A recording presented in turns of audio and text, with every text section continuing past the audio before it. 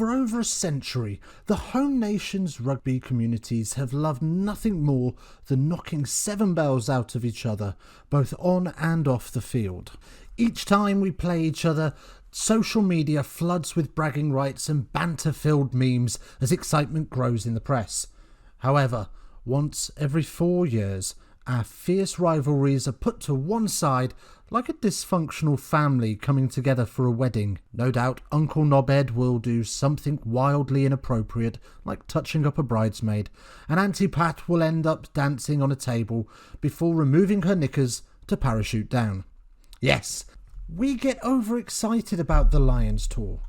And yes, we probably do get over the top daft about it. But it's the only tour of its kind. Nowhere else can you pretty much pick a Six Nations dream team if France were in the Waffle House, and Italy, well, I don't think many Italians would be picked anyway. In the summer of 1888, somewhat more memorable for other reasons in Whitechapel, an unauthorised squad of 21 travelled down under to take on Australia and New Zealand in a bone-crunching 35-match tour against provincial, city and academic sides. And because that wasn't enough punishment on their bodies, they played 19 games of Aussie rules as well. 4 years later, South Africa's Western Province invited the touring party to play what is considered the first sanctioned Lions tour, known at the time as the British Isles Touring Party. Catchy, right?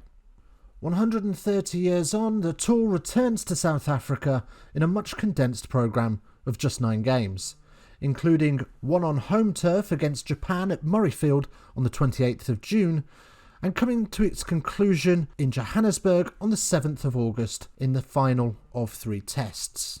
Whilst Gatland and the 4 Baldy Horsemen are locked away in Jersey cooking up a recipe to topple reigning world champion South Africa, fans and journalists alike are left arguing amongst themselves over the fallout of the selection announcement and to speculate who will make the starting 15 come the first test in Cape Town on the 24th of July. They're also left to discuss how they might shape up against the Johnny Lawrence of the rugby world, the Springboks. Whilst everyone else is on the bandwagon, here at Rugby Geeks I am no exception.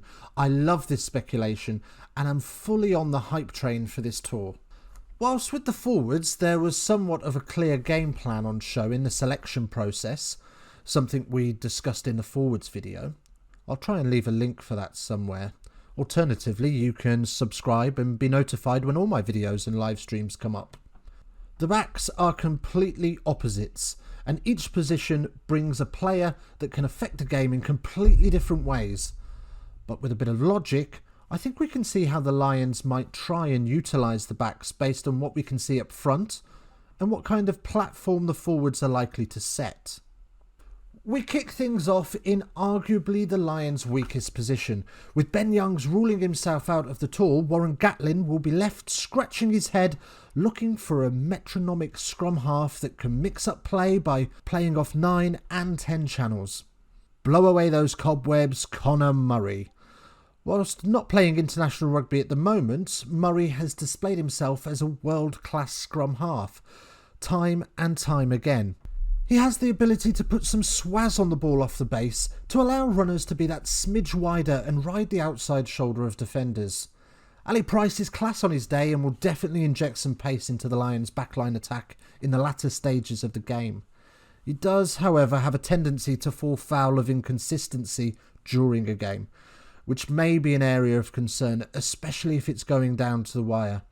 And finally, there's Gareth Davis, who, bless his little cotton socks, probably wouldn't have made the plane if Ben Youngs had been available.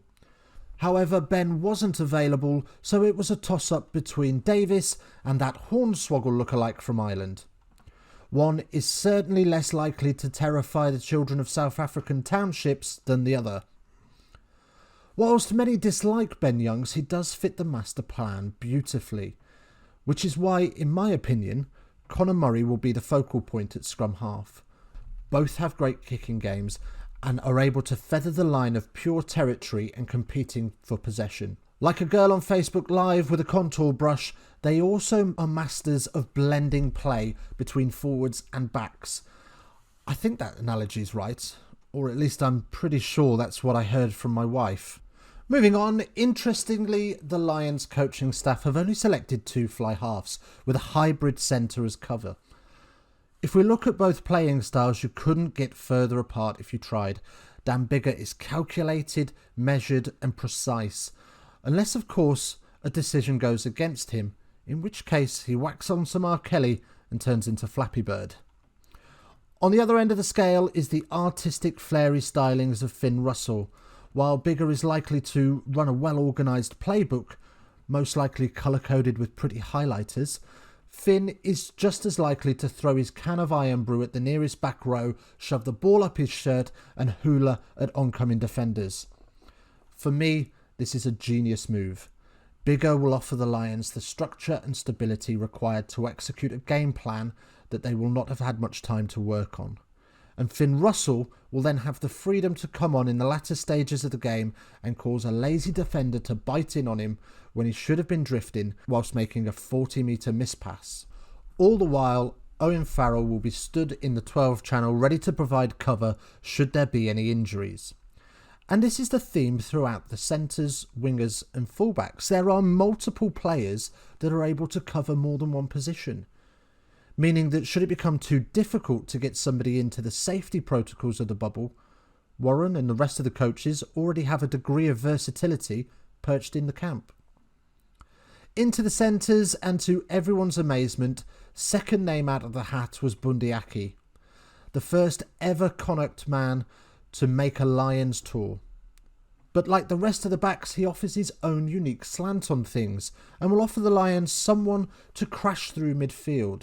This is not a tactic I think the Lions will employ very often, given the physicality factor of South Africa, but it could prove useful once the Lions burn down that defensive line speed and begin to tire themselves. Another major surprise was Mr. Dildo Hands himself, Elliot Daly. Whilst he is desperately out of form, this English fullback has 2 unique selling points. He can play centre, wing and fullback for 1, and for 2, he has a huge boot on him. That boy is doing squats for days. Given that some of the games will be played at altitude, South Africa's discipline will be put under great pressure, as the Lions will have the ability to put points on the scoreboard from their own half with Daly on the field of play. Robbie Henshaw was a natural selection as an Irish legend. I have to say this, otherwise I'm just going to get lynched in the comments by Irish fans. They get so moody when I don't fangirl over him. Anyway, he's there. Ireland are happy. Move on. Keep a beady eye out for Chris Harris. If this Lions come under pressure for a sustained amount of time, they are going to need this defensive god. If he was in the film 300, they would have beat the Persians at Thermopylae. He has the ability to shut down plays. He has no right to be anywhere near and organises a defensive line like no other. Finally, in the centres, there's the world's favourite Bond villain, Owen Farrell. Farrell holds a staggering 92% kick success rate, and in a series where try bonus points and points difference aren't a thing, points on the board is really going to matter. Add this to his hands and the Lions will have the ability to move the play wide and quickly. His kicking game has been off the boil recently, most notably against Scotland in the last Six Nations, where poor Ollie Lawrence touched the ball just once in 60 metres for a 3-metre carry and knock-on. But I don't think the Lions are going to be trying to peg South Africa down in their own half and invite them to run it back. The back threes really are all players who excelled at the recent Six Nations and are all undeniably class operators. Josh Adams is a general all-rounder and will be a great ship steadier out wide for Warren Gatland. One of the most exciting prospects is the first ever Lion to be born in the 21st century, Louis Rees-Zammit. This boy has wheels for days and is likely the only Lion with the speed to keep pace with Cheslin Kolbe. I wouldn't be surprised if he's given the responsibility of man-marking the pint-sized speedster. Anthony Watson has had a fantastic season for both Bath and England. He has been exceptional, and his step has sent countless defenders to the shop, never to return. A bit like my dad. Van der Merwe returns to South Africa with a huge target on his back. The Man Mountain offers the Lions a winger that is built like a back rower to skittle through wingers and fullbacks with ease. Warren is also taking two out-and-out fullbacks in Head and Shoulders campaigner Stuart Hogg and Liam Williams. Both are world-class fullbacks that will be excellent rear-guard commanders.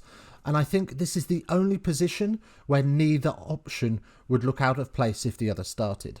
So what do I think the plan is? If I'm honest, it's really difficult to call, as there's so much versatility in this backline. But based on who the big hitters are in each position, there's a running theme, and that is width.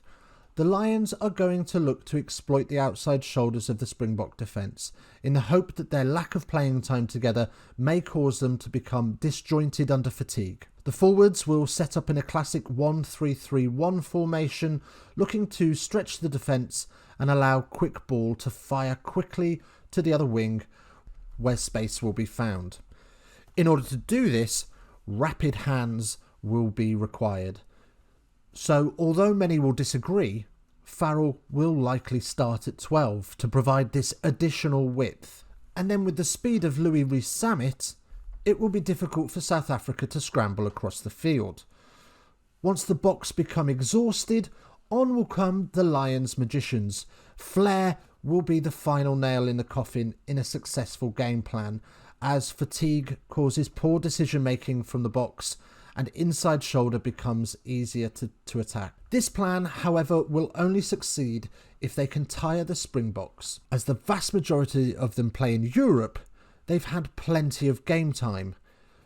The only question will be, can Rassie get them cohesive in time for the Lions? Right, it's time to get off the loo and get back to work. You're about to get pins and needles. Don't forget, before you go, smash subscribe and hit the like button. I'd really appreciate it.